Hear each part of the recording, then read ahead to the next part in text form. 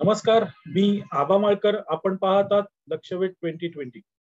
मित्रांनो, या आता संपलेल्या हिवाळी अधिवेशनात राज्य सरकारने विद्यापीठ कायदा पास केला. या विद्यापीठ कायद्याचे दूरगामी परिणाम काय होणार आहेत आणि हा विद्यापीठ कायदा हा सत्ताधारी पक्षाला कसा उपयुक्त ठरणार आहे, त्याचबरोबर विद्यापीठाचं राजकारण होणार आहे का, अशा अनेक मुद्द्यांवर आज आपण चर्चा करणार आहोत. आणि आज आपल्या सोबत आहेत ज्येष्ठ पत्रकार राजेश प्रभू साळगावकर.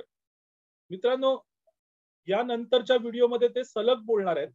हा एक नवीन प्रयोग आम्ही करतोय. सुरुवातीला मी फक्त त्यांचं इंट्रोडक्शन करून दिलेलं आहे आणि आता ते सलग बोलणार आहेत. ज्येष्ठ पत्रकार राजेश प्रभू साळगावकर, नमस्ते. राजेशजी, विद्यापीठाचे नियम बदलले, कायदे बदलले. इतक्या वर्षानंतर पहिल्यांदाच असं धाडस म्हणू आपण राज्य सरकारने केलेलं आहे. काय सांगाल याबद्दल? पहिली गोष्ट म्हणजे फक्त मुंबई विद्यापीठाच्या संदर्भातला हा कायदा नाहीये. महाराष्ट्रामध्ये एकूण 11 विद्यापीठं आहेत. त्या 11च्या 11 विद्यापीठांना हा कायदा लागू होणार आहे आणि अत्यंत कनिंगली फार गुप्तता राखून केवळ 15 दिवसांमध्ये याचा ड्राफ्ट तयार केला गेला. आणि जनरली असं असतं की कायदा कुठलाही करताना त्याचा ड्राफ्ट हा पब्लिक डोमेन मध्ये टाकला जातो. आधी हल्लीच्या काळामध्ये तो वेबसाईटमध्ये टाकला जातो. लोकांना आव्हान केलं जातं की त्या विषयावरती तुमची काही मतं आहेत का, तुमचे काही ऑब्जेक्शन्स आहेत का, ते मागवले जातात. त्याच्यावरती सांगोपांग चर्चा होते. ह्या आधीचा जो विद्यापीठ कायदा होता, जो 2017 साली फडणवीस सरकारने लागू केला, त्याची प्रक्रिया 2012 सालापासून सुरू झाली होती. त्याचा पहिला ड्राफ्ट हा 2012 साली पब्लिक केला गेला आणि त्यावरती प्रत्येक जिल्ह्यामध्ये फडणवीस सरकार आल्यानंतर त्यांनी प्रत्येक जिल्ह्यामध्ये या विषयातल्या बैठका घेतल्या. लोकांना, जे शिक्षण क्षेत्रातले तज्ज्ञ आहेत, जे शिक्षण क्षेत्रातले कार्यकर्ते आहेत, अशा सगळ्यांना इन्व्हॉल्व करून, मग त्याच्यामध्ये कुलगुरू आहेत, प्राध्यापक आहेत, पत्रकार आहेत, त्यानंतर विविध क्षेत्रातले जे तज्ज्ञ असतात, अशा सगळ्यांना इन्व्हॉल्व करून त्याच्यावरती सांगोपांग चर्चा केली गेली. आणि त्यानंतर त्यातनं आलेल्या सगळ्या सूचनांचा विचार करून त्यातल्या ज्या सूचना सरकारला घेण्यायोग्य वाटल्या त्या त्यामध्ये इन्क्लूड केल्या गेल्या आणि नंतर 2017 साली तो कायदा पास केला गेला. आता असं झालंय की ह्या कायद्याचा, आता जो ठाकरे सरकारने कायदा पास केला, हा लिटरली 15 डिसेंबरच्या आसपास यांनी मंत्रिमंडळामध्ये ह्याचा पहिला ड्राफ्ट टाकला. जनरली मंत्रिमंडळात पहिला ड्राफ्ट टाकल्यानंतर तो पब्लिक डोमेन मध्ये आणला जातो. त्याच्यावरती सांगोपांग चर्चा, मी मगाशी म्हटलं तसं, त्याच्यावर ऑब्जेक्शन मागवले जातात.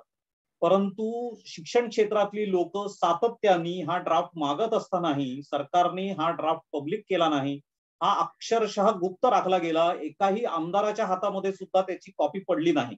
आणि ज्या दिवशी तो ड्राफ्ट विधानसभेत मांडला गेला त्यानंतर तो लोकांना, म्हणजे अगदी आमदारांना सुद्धा तो ड्राफ्ट मांडला गेल्यानंतर अवेलेबल झाला आणि त्याच्यावरती चर्चाच विधानसभेमध्ये झाली नाही. आपण बघितलेलं आहे की विधानसभेमध्ये ज्या पद्धतीने विरोधकांचा आवाज दाबून अक्षरशः ती चर्चा न करू देता घाईघाईने तो मंजूर केला गेला.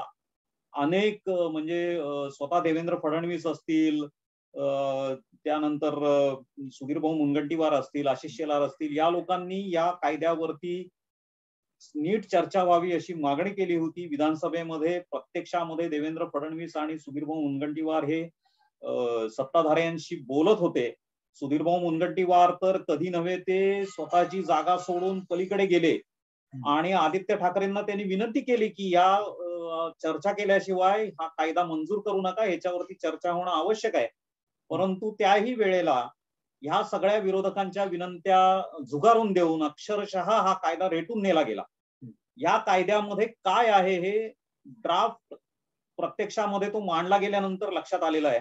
आणि त्याच्या आधी आशिष शेलारांनी त्यांचे काही अंदाज आधी पत्रकार परिषद घेऊन सांगितलेच होते आणि त्याप्रमाणे लिटरली सगळे अधिकार हे जे कुलगुरूंचे, कुलपतींचे जे अधिकार आहेत ते प्रकुलपती अशी नवीन एक पद तयार करून ते शिक्षण मंत्र्यांच्या हातामध्ये कुलपतींचे अधिकार घेण्याचा अक्षरशः एक काय म्हणता येईल त्याला, उद्धटपणा म्हणता येईल किंवा अत्यंत गलिच्छ राजकारण या सगळ्या शिक्षण क्षेत्रामध्ये केलं जात आहे. आणि हे सगळं करताना कारण जे दिलं आहे ते अत्यंत हास्यास्पद आहे. म्हणजे सरकार असं म्हणताय की राजकीय हस्तक्षेप रोखण्यासाठी आम्ही हे अधिकार हातात घेतोय. कुणाच्या हातात घेतोय? तर जो 100% राजकारणी आहे, ज्याचा शिक्षण क्षेत्राशी कधी कधी अनेकदा संबंधही नसतो, असा तो शिक्षण मंत्री असतो. त्या शिक्षण मंत्र्याला प्रकुलपती नेमून त्याच्या हातामध्ये हे सगळे अधिकार घेण्याचा घाट घातला गेलेला आहे या कायद्यात. नक्कीच. राजेश, हा जो सगळा ड्राफ्ट आहे हा ज्या दोन व्यक्तींनी तयार केलेला आहे, म्हणजे त्यांची नावं आता पुढे येतात, त्यांचं एकूण बॅकग्राऊंड वगैरे बघितलं तर असं दिसतंय की याच्यामध्ये निश्चितच राजकारण आहे. तर या ड्राफ्ट, आणि जरी जबाबदारी उच्च आणि तंत्र शिक्षण मंत्री उदय सामंत यांनी घेतली असली तरी एकंदरीत ड्राफ्टचा सगळा रागडंग बघितल्यावर आपल्याला असं नाही वाटत का की याच्यात वेगळी व्यक्ती आहे किंवा अगदी उपमुख्यमंत्री अजित पवार आहेत? निश्चितपणे जो मला जी माहिती मिळाली आहे, ड्राफ्ट ज्यांनी तयार केलेला आहे, खरं तर हा शिक्षण क्षेत्राचा पूर्ण उलटपालट करून टाकणारा कायदा आहे. इतका मोठा बदल करताना शिक्षण क्षेत्रातल्या प्रत्येक माणसांना इन्व्हॉल्व करण्याची, मग ते शिक्षण क्षेत्रातले कार्यकर्ते असतील, विद्यार्थी संघटना असतील, प्राध्यापक असतील, कुलगुरू असतील, या सगळ्यांना यामध्ये इन्व्हॉल्व करण्याची गरज होती. परंतु ते न करता केवळ एक प्राध्यापक नंदकिशोर निकम आणि प्राध्यापक सुखदेव थोरात, आपल्याला माहिती आहे की हे दोघही जण हे डावीकडे झुकलेले आहेत आणि त्यांचे ते नॉन डावे कार्यकर्ते म्हणून माहिती आहेत. या दोघांनीच हा ड्राफ्ट तयार केल्याची माहिती पुढे येते. आणि असं असताना त्यावरती चर्चा न करता हा कायदा ज्या पद्धतीने रेटून नेला गेला, मला तर असं वाटतं की शिक्षण क्षेत्रावरती पूर्णपणे डावा कब्जा करण्याचं हे एक षडयंत्र आहे की काय. दुसरी माहिती जी पुढे येते ती निश्चितपणे सगळ्या विद्यार्थी संघटना आणि जे पूर्व कुलगुरू आहेत, माजी कुलगुरू आहेत, त्या सगळ्यांनी याच्यावरती आवाज उठवलेला आहे. जरी आज शिक्षण मंत्री शिवसेनेचे असतील उदय सामंत, तरी त्यांचे एनसीपीशी असलेले संबंध हे लपून राहिलेले नाहीत.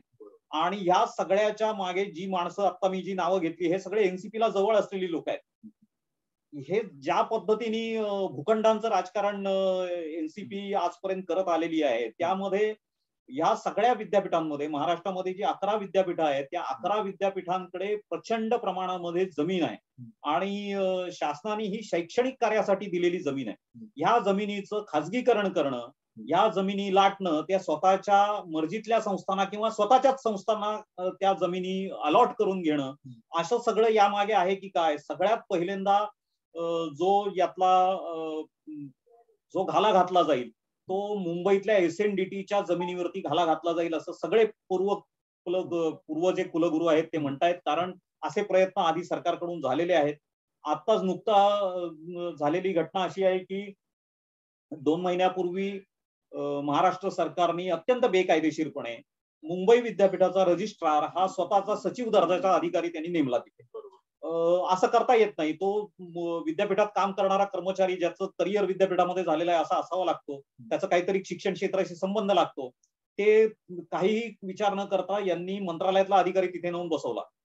लोक कोर्टामध्ये गेली आणि हायकोर्टाने ती नेमणूक रद्द करवली आणि सरकार त्यामध्ये तोंडघशी पडलं.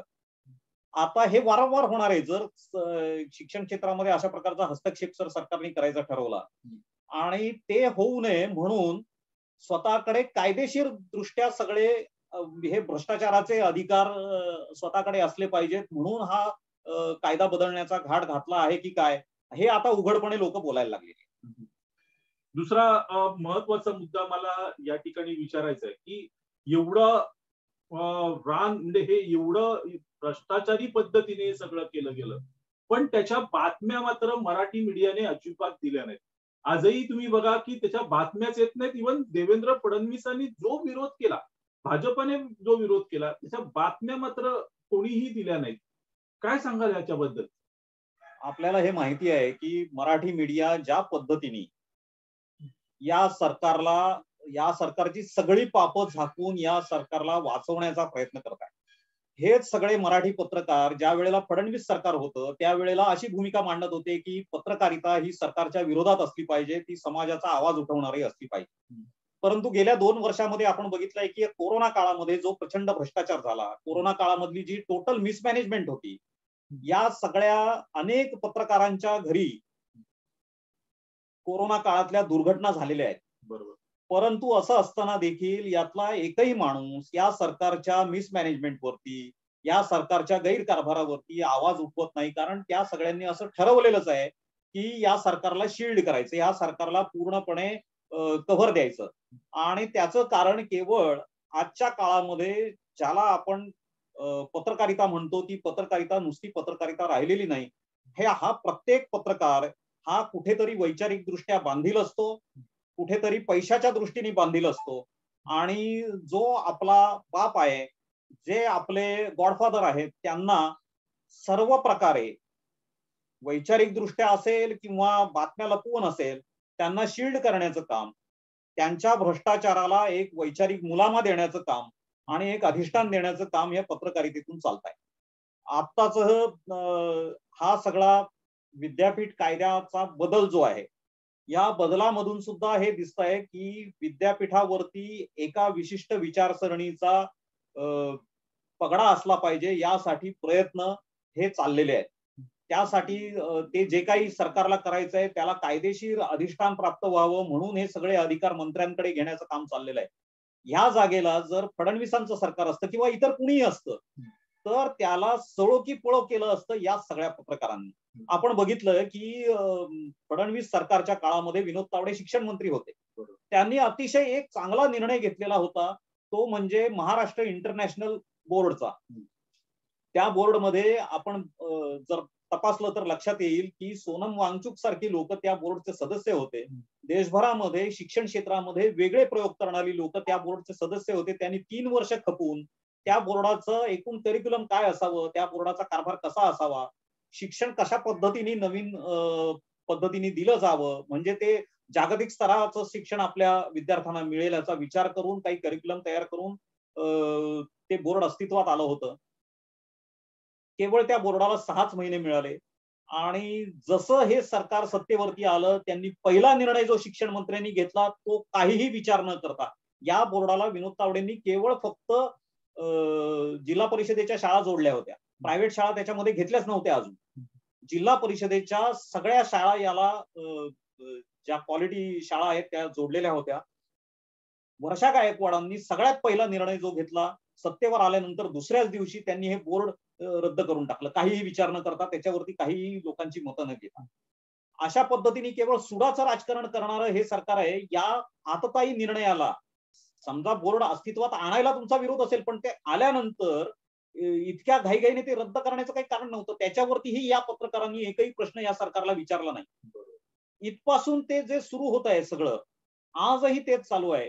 हे जे ज्या प्रकारचे आततायी निर्णय हे सरकार रेटून नेत आहे, एकही पत्रकार त्याच्यावरती ज्या पद्धतीने विधानसभेमध्ये कायदा रेटला गेला, एकही पत्रकारांनी त्यावरती आवाज उठवला नाही. विरोधी पक्ष जो आवाज उठवतोय त्याला हवं तेवढं म्हणावं तेवढं महत्वही दिलं जात नाहीये. आणि नॅचरल आहे की आता ही सगळी आंदोलनं चालतील. अनेक ठिकाणी आंदोलनं झालेली आहेत. आता त्याच्यामध्ये भाजपनी देखील खरं तर आतापर्यंत अनेक विद्यार्थी संघटना यामध्ये आंदोलनं करत होती. पण तो कायदा रेटला गेल्यानंतर त्याच्यामध्ये भाजप सुद्धा उतरलेला आहे. आता कायदा जर रेटला गेला नसता तर कदाचित भाजप उतरलं नसतं. भाजपची मागणी होती की जॉईंट कमिटीकडे, जॉईंट सिलेक्ट कमिटी जी असते विधिमंडळाची, त्याच्याकडे हा कायदा द्यावा, त्याच्यावरती सांगोपांग अभ्यास व्हावा. ते जर केलं गेलं असतं तर भाजप या राजकारणातून दूर राहिलं असतं, म्हणजे रस्त्यावरच्या राजकारणातून. आज ते न झाल्यामुळे भाजप त्या रस्त्यावरच्या आंदोलनात उतरलेला आहे. भाजपला एक मुद्दा स्वतःच्या हाताने या सरकारने दिलेला आहे. परंतु आपण बघतो आहोत की रस्त्यावरती आंदोलनं करून अनेक विद्यापीठांमध्ये भाजयुमोनी आणि भाजपनी काल आंदोलनं केली. त्याच्या बातम्या किती आल्या आहेत सगळीकडे, त्या बातम्या दाबल्या गेल्या आहेत. आता राजेश, मी शेवटचा प्रश्न आपल्याला विचारतो की हे जे विद्यापीठ आहे हे विद्येचं माहेरघर किंवा जिथे विद्यार्थी घडतो, जिथे एक नागरिक घडतो, असे क्षेत्र पण या लोकांनी सोडली नाहीत. आता त्याच्याकडे भ्रष्टाचाराचं पुरण म्हणून पाहिलं जात आहे. तर हा जो कायदा आहे हा कायदा विद्यापीठाच्या जमिनी लाटण्यासाठी या सरकारला कशी मदत करणार आहे? आपण जर बघितलं तर या कायद्यामध्ये त्यांनी जे महत्वाचे बदल केलेले आहेत की ज्याला सगळ्या विद्यार्थी संघटनांचा विरोध आहे, ज्याला शिक्षण क्षेत्रातल्या सगळ्या कार्यकर्त्यांचा, मग ते प्राध्यापक असतील, कुलगुरू असतील, माजी कुलगुरू असतील, या सगळ्यांचा विरोध आहे. आत्ताचे कुलगुरू पदावरती असल्यामुळे उघडपणे विरोध करू धजत नाहीयेत राजकीय कारणांमुळे, परंतु त्यांना स्वतःच्या पदाची भीती असल्यामुळे, परंतु दबल्या आवाजामध्ये किंवा पत्रकारांशी ते हे बोलतायत. महत्वाचे त्यांनी जे बदल केलेले आहेत ते सेक्शन 9, 11 आणि 13 मध्ये केलेले आहेत. त्याच्यामध्ये कुलपती, सेक्शन 9 मध्ये कुलपतींचे अधिकार आहेत सगळे. सेक्शन 11 आणि 13 मध्ये कुलपतींकडनं कुलगुरूंची नेमणूक आणि प्रकुलगुरूंची नेमणूक याच्या तरतुदी आहेत. या सगळ्यामध्ये बदल केले गेलेले आहेत आणि या सगळ्या तरतुदी आता प्रकुलपती म्हणून शिक्षण मंत्र्यांच्या हातामध्ये त्यांनी आणलेल्या आहेत. आणि त्यांनी जे बदल केले त्यामध्ये आतापर्यंत सिनेटच्या ज्या बैठका होतात, विद्यापीठाचा कारभार हा सिनेटद्वारे चालवला जातो आणि मॅनेजमेंट काउन्सिलद्वारे त्याचं पूर्ण देखरेख, त्याच्यामध्ये एक्झिक्युटिव्ह सगळं असतं ते मॅनेजमेंट काउन्सिलचं असतं. या सगळ्या बैठकांचा प्रमुख हा घटनात्मक दृष्ट्या कुलपती म्हणून राज्यपाल असतात. आता हे नॅचरल आहे की राज्यपाल प्रत्येक विद्यापीठाच्या प्रत्येक बैठकीला हजर नाही राहू शकत, परंतु अधिकार त्यांच्याकडे असतात आणि त्यांच्या मान्यतेशिवाय सिनेटच्या बैठकीतली कुठलीही कार्यवाही पुढे जात नाही. आता यांनी काय केलंय की प्रकुलपतींकडे हे सगळे अधिकार घेतले आहेत. प्रकुलपती आता सिनेटच्या बैठकीचा अध्यक्ष असणार आहे, म्हणजे शिक्षण मंत्री स्वतः असणार आहे. आणि साध्या स्टेशनरीचं टेंडर काढण्याचे अधिकार सुद्धा आता विद्यापीठांच्या कुलगुरूंकडे नाही आहेत. या कायद्याद्वारे हे छोटे छोटे विद्यापीठातली टेंडर काढण्याचे अधिकार सगळे शिक्षण मंत्र्यांच्या हाताखाली एकवटले गेलेले आहेत. हे कशासाठी करायचं आहे? तुम्ही जर शिक्षण क्षेत्र हे स्वायत्त आहे असं म्हटलं जातं, तर हे सगळे त्यांना त्यांचं विद्यापीठ कशा पद्धतीने चालवायचं आहे, रोजची कामं जे स्टेशनरीचे टेंडर काढण्याचे अधिकार सुद्धा तुम्ही जर मंत्रालयात आणणार असाल तर याला राजकारण म्हणायचं नाही तर काय म्हणायचं? आणि हे सगळं का केलं जात आहे? नॅचरली स्टेशनरी मधनं काही फार पैसा मिळत नाही, मग तो मिळतो कुठून? तर ती इतर जी मोठमोठी टेंडर असतात, ज्या विद्यापीठांकडे जमिनी आहेत त्या संस्थांना देण्याचे जे अधिकार असतात, याच्यामध्ये हा सगळा खेळ आता होणार आहे, हे निश्चितपणे दिसत आहे. शेवटचा प्रश्न मी म्हणालो, पण त्याच्यामध्ये तुम्ही आता जे काही बोललात त्याच्यामध्ये मला एक प्रश्न दिसला आणि तो विचारतो.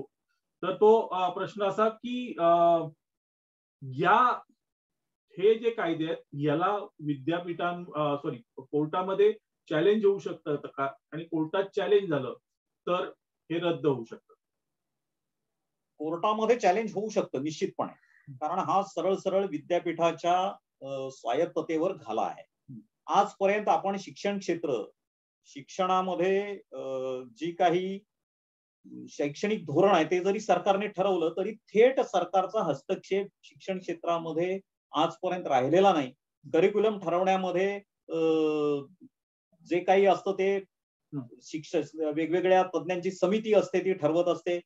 विद्यापीठ चालवण्यामध्ये वेगवेगळ्या तज्ञांची समिती असते, मॅनेजमेंट काउन्सिल असते, सिनेट असते. याच्यामध्ये थेट राजकीय हस्तक्षेप आजपर्यंत तरी नव्हता. सिनेटच्या इलेक्शन ज्या होतात त्या विद्यार्थी संघटना लढवतात, परंतु त्याच्यामध्ये राजकीय पक्ष थेट कधी उतरलेले नव्हते. त्यांच्या विद्यार्थी संघटना असतात, परंतु थेट स्वतः उतरलेले नव्हते. आज यांनी काय केलंय? आज या कायद्याद्वारे हे सगळे अधिकार त्यांनी मंत्र्याच्या हातात घेतले आणि मंत्री हा राजकीयच असतो, मंत्री हा राजकारणाच्या बाहेर कधीच नसतो. त्यामुळे सरळ शिक्षण क्षेत्रावरती हा राजकीय घाला आहे.